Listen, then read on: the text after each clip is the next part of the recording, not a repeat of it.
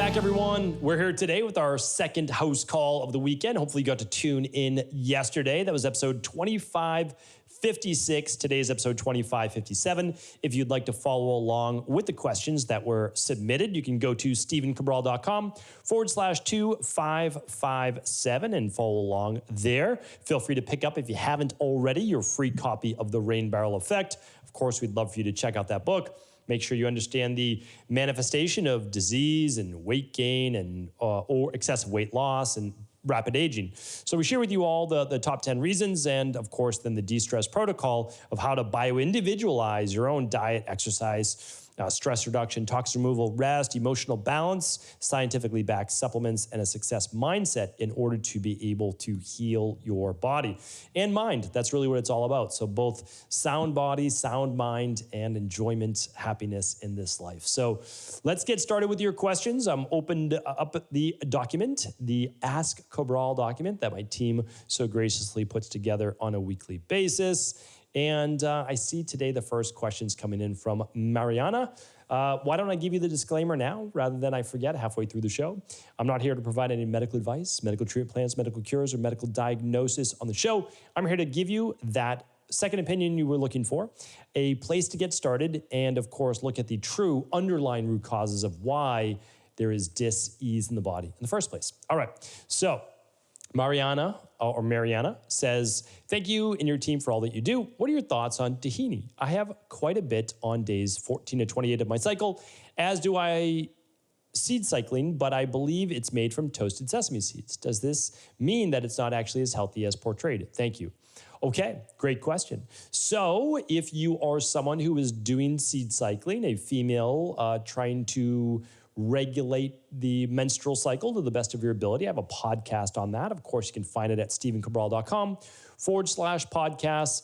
A lot of times you can just put in my name, Stephen Cabral, and seed cycling into Google, and you'll typically be able to find the show as well, but you can find that right at stephencabral.com/podcasts.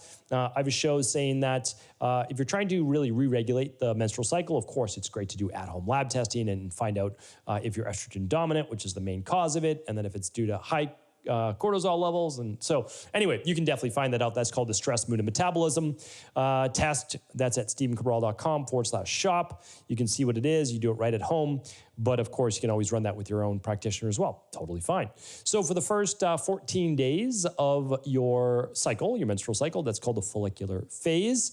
And that is flax seeds that you'd be using and pumpkin seeds. I won't go into how to do it. You can check out the previous podcast. You obviously, Mariana, know how to do it. So you've got your flax, you've got your pumpkin seeds, and that's going to be more beneficial then.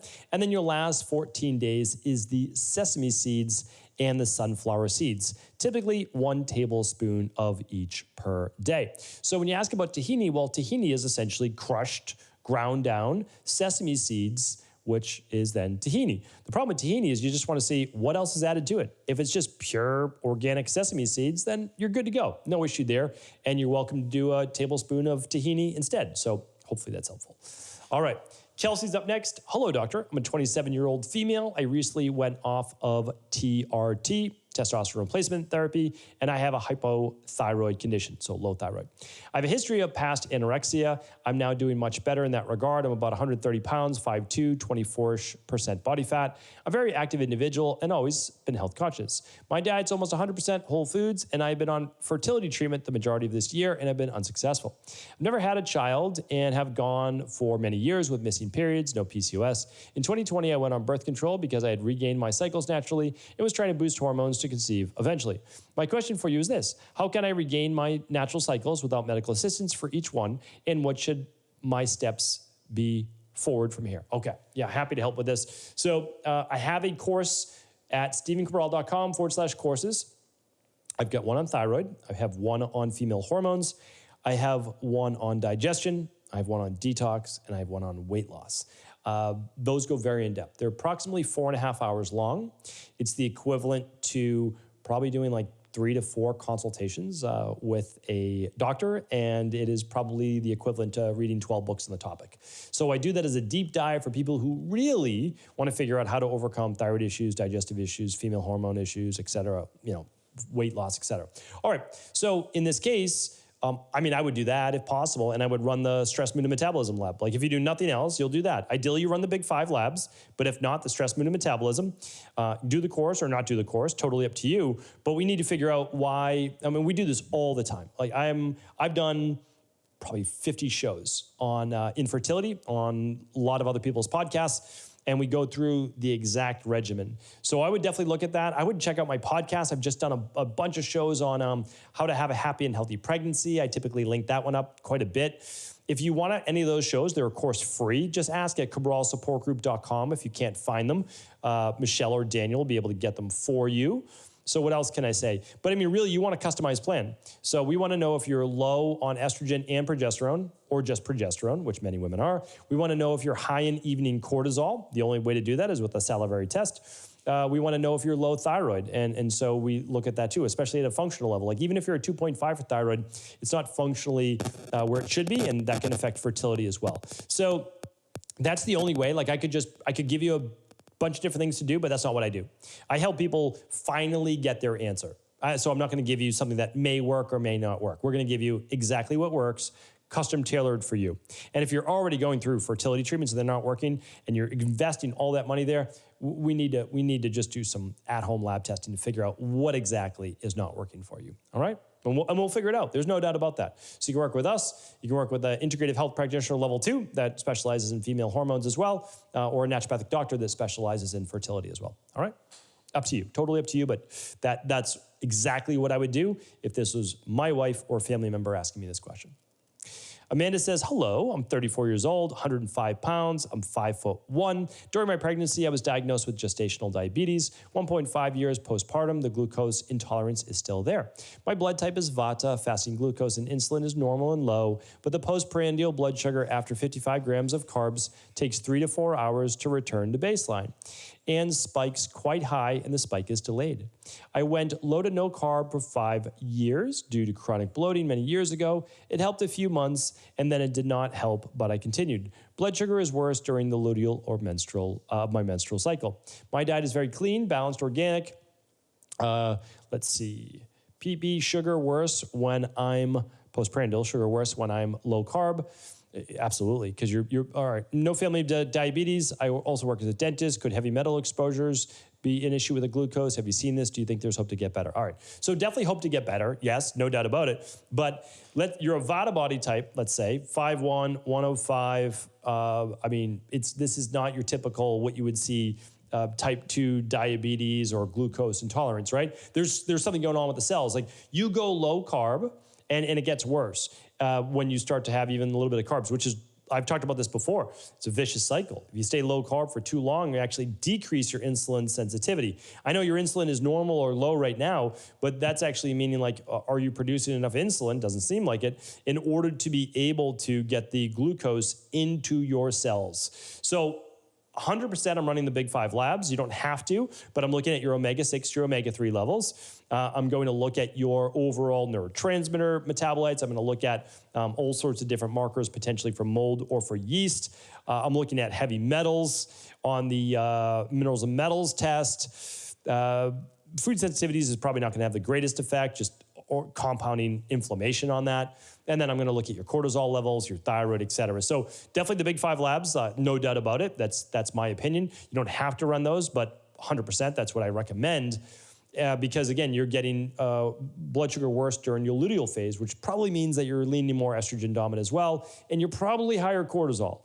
And so we have high cortisol and high estrogen, and they are cyclical. So, I mean, I shouldn't say they're cyclical. They are, it's a vicious cycle. So they feed each other. That's the best way to say that. Higher levels of estrogen leads to higher levels of cortisol. Higher levels of stress hormone leads to lower levels of progesterone, which then comes about as symptom-wise as estrogen dominance. So that is where I would start. Definitely look for those heavy metals, like you said. I don't think mold's causing this, but we would at least get a little indicator on that Candida metabolic and vitamins test. All right, good question. Maria's up next. Hello, Dr. Cabral. Thank you so much for being awesome. Maria, thank you. Appreciate that. I have a question about cellulitis. My 75-year-old mom recently had a bout with cellulitis. I want to ask what you can tell me about cellulitis. How can we prevent it from happening again? I did search your podcast, but didn't find what I was looking for. Yeah, exactly. Because sometimes cellulite gets confused with cellulitis, and it's not obviously the same. And so when we're looking at cellulitis, what we want to understand is that it's typically caused by a staph infection on the skin and can be very, very serious. So what I want you to do for sure is, again, at 75 years old, what is this individual willing to do? But oftentimes the bacteria on the skin, we all have natural bacteria in our skin, is imbalanced. Sometimes it's from harsh soaps that people use, like antibacterial soaps in the shower all day long, which is not helpful for your own natural bacteria, that's for sure. And then we also want to create a good, healthy gut microbiome, which can then also lead to a good, healthy immune system, which then leads to a good skin biome as well. So what can you do? I don't know. I don't know what this person's willing to do. If they could run the starter kit or the Big 5, great. If not, kind of start with the daily foundational protocol that we recommend at stephencabral.com/shop. That's a great place to start, or maybe the immunity protocol. But again, at 75 years old, which to me is going to be that's going to be 3/4 through life in the next 10 to 15 to 20 years maximum. So I still think that at 75 years old, I just want people to start thinking of that age as younger. I think you have 25 more years to go for more individuals. I really believe that. I believe that the true normal is 100 years within the next 10 to 15 years. And then maybe after another 20 to 30 years, then that new normal might be 120. We're not there yet. We need some tweaks and changes. But if you're younger than, let's say, 75, 80 years old right now, I definitely believe that you can make it to 90 to 100 years old. If you're less than, I don't want to put the nocebo in anybody's head. If you're younger than 70, I think if you're younger than 65, 70, you're going to be able to make it to 100 years old. I really believe that. If you want to, again, if you want to, follow the different things to be doing, I truly believe that. And healthy, again, we're talking about health span and lifespan, not on a dozen pharmaceuticals to keep you alive. And I don't know that that's the best way to live. But again, that's everybody's choice. All right. So yeah, boosting the overall immune system to deal with this staph so it doesn't begin to grow, because cellulitis is from staph infection that's just kind of taken over. And it's very, very serious. So of course you want medical intervention for that. Gemma's up next. Please, can you do a podcast on non-hormonal contraception or whatever contraception methods you consider safe? I'm about to get my coil removed and it is a progesterone one.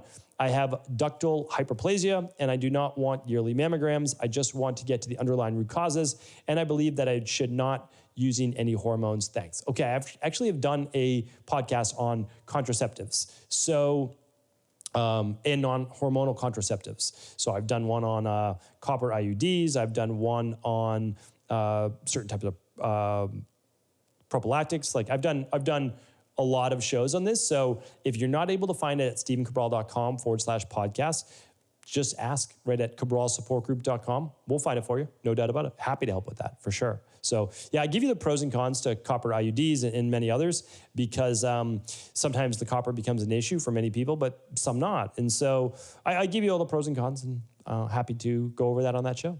All right. Lisa's up next. How do you get rid of mycotoxins? Ochratoxin. I took a mold test and this was a little high, 8.83. Are there supplements I can take? I've been doing infrared sauna with binders for 2 years, 3 to 4 times a day, but obviously that this is not enough. Okay, yeah, happy to help. So binders are not enough. I know there's a lot of talk that you just need to take a binder and infrared sauna and you'll be good to go for heavy metals or mold, and that's just not the case. Now, keep in mind though, I'm proud of the work that you've been doing. It's amazing, right? You're doing infrared sauna. I don't know if you meant 2 to 3 times a day. I think you probably meant 2 to 3 times a week. And that's fantastic. You're doing great. So, but you're not releasing the mold, the mycotoxins from the body, and you're not killing the mold itself. Binders are not going to kill mold, right? Binders are not going to kill heavy metals, we'll put it that way, right? They'll bind whatever's in the gut. What I want to do is make sure that we grab hold of, destroy the mold, boost the immune system, which is really the only way to get rid of mold. A lot of people are not telling you that, so that your immune system can then do the attacking as well, okay? So we have both a heavy metal detox and a mold detox protocol at stephencabral.com/shop. That's what I've been using for over a decade. It works fantastically well. You can do your before and afters if you choose to, but you're going to feel the difference. And then you'll add the binder to either one of those. So the binder we use is called the Universal Binder. You can find that at stephencabral.com/shop. And you can find the mold protocol there and the heavy metal protocol. You just use the search box and you'll be able to type that right in and find it. And that's exactly what we do. Now, keep doing the sauna though. Keep doing the infrared sauna. It's not like it wasn't working for you. It's just not maximized, right? Because you don't have like a heavy metal detox, the Craxel chlorella, the cilantro, the nutrients that your body needs, right, to pull that out. And then for the mold, well, I mean, you want to be able to get all those nutrients that your body needs, the rosmarinic acid, et cetera. That's going to help kill that mold too. All right. So hopefully that's helpful. You know, keep that hydration going, keep the sauna going. All those things are certainly going to be highly beneficial. I appreciate all of the questions this week. I appreciate you as a community. If you haven't subscribed to the show, I would love for you to do that. Daily shows coming at you every single day on YouTube or your favorite podcast player. And of course, at stephencabral.com/podcast, you can search all previous shows. I'll be back tomorrow with our Mindset and Motivation Monday, my favorite way to start the week. Take care.